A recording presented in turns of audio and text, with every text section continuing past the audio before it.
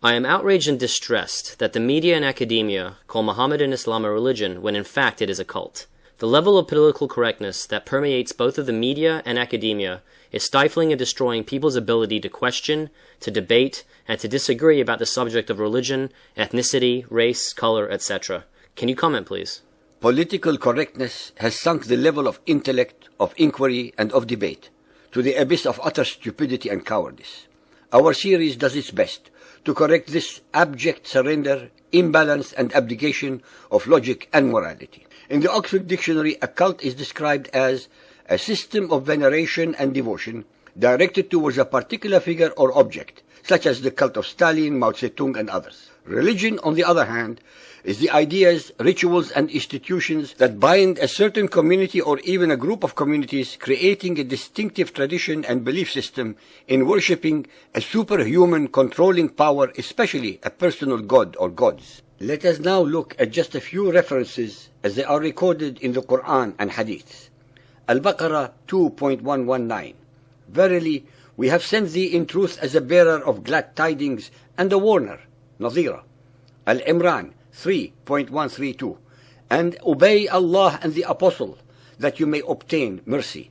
In the numerous verses of the Quran, they instruct the followers of Muhammad to obey Allah and his Apostle. That is, they must follow the Quran and Muhammad's Sunnah. Moreover, all of the above verses assert that Muhammad is only a warner and bringer of glad tidings. The word messenger, Rasul, does not appear in any of them. Al-A'raf 7.188. Say, I have no power over any good or harm to myself except as Allah willeth. If I had knowledge of the unseen, I should have multiplied all good and no evil should have touched me. I am but a warner, Nadhira, and bringer of glad tidings to those who have faith. Muhammad asserts in the verse above that he is not even a prophet, since he cannot predict the future, as he had no knowledge of the unseen. Al-Ahqaf 46.9.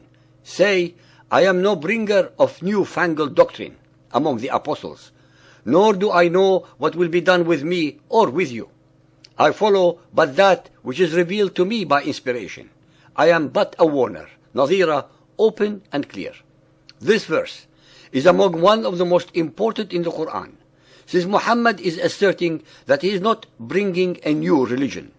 I am no bringer of new-fangled doctrine, nor was he a prophet foretelling the future, nor do I know what will be done with me or with you.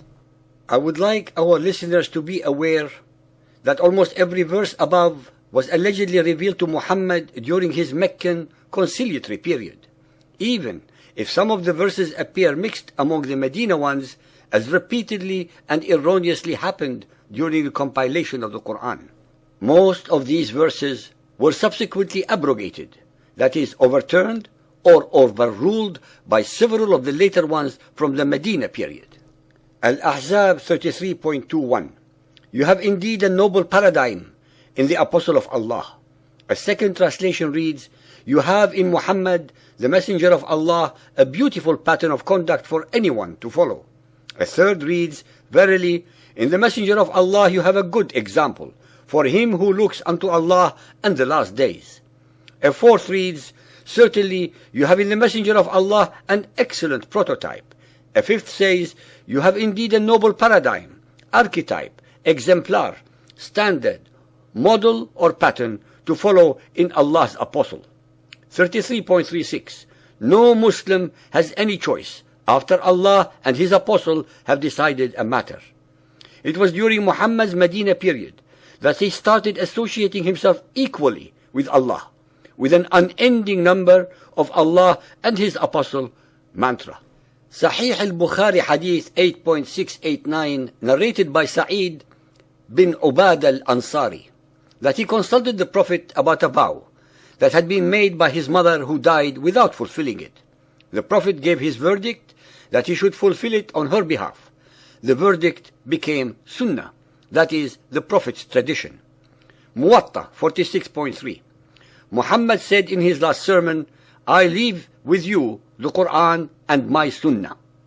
Sahih al-Bukhari Hadith 9.381, narrated by Hudayfa. Allah Apostle said to us, The Quran was revealed and the people read the Quran and learnt it from it, and also learnt it from the Sunnah. Both Quran and Sunnah, the Prophet's traditions, strengthen the faithful believers' honesty. Ishaq 3:9-1. O people, this is Allah's apostle among you. Allah has honored and exalted you by him. So help him and strengthen him. Listen to his commands and obey them. Ishaq 4:6-7. Allah addressed the believers and said, in Allah's apostle you have a fine example for anyone who hopes to be in the place where Allah is. Tabari 8.182. The people assembled in Mecca to swear allegiance to the messenger in submission. He received from them the oath of allegiance to himself, to heed and obey. Hitler also received the oath of allegiance to himself only. Like all living institutions, religion cannot stand still, but has to adapt, evolve, and change in order to survive.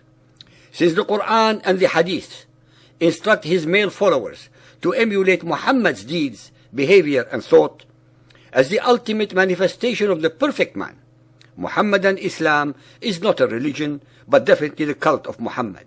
As a cult, it remains and will continue to remain stuck in the time warp of the 7th century.